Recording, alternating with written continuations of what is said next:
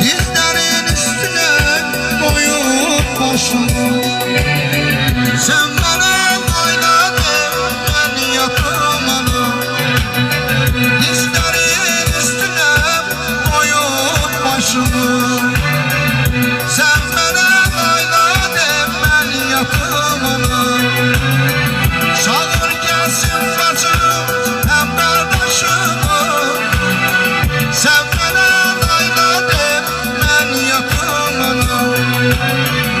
Çağır gelsin bacım hem kardeşimi.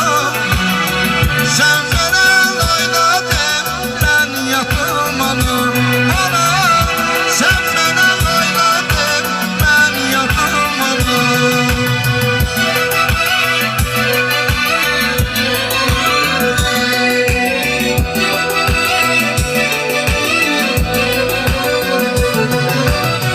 Dünya seni boşalttı bak bir cihanda.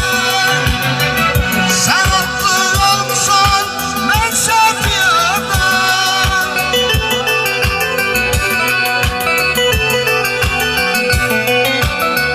Dünya seni boşalttı bak bir cihanda. Sen haklı olmuşsun ben sefiyada.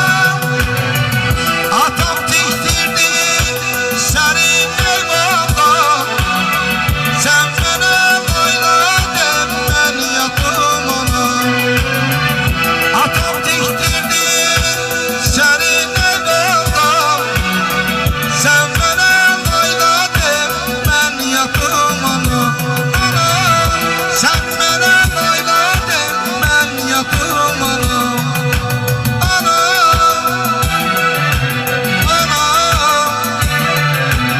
sen bana oynadın ben yatımalı.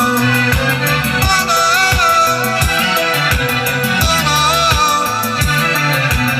sen bana oynadın ben yatımalı. Sen bana oynadın ben yatımalı. Çok sağ olun. Var mısın? Alış olsun.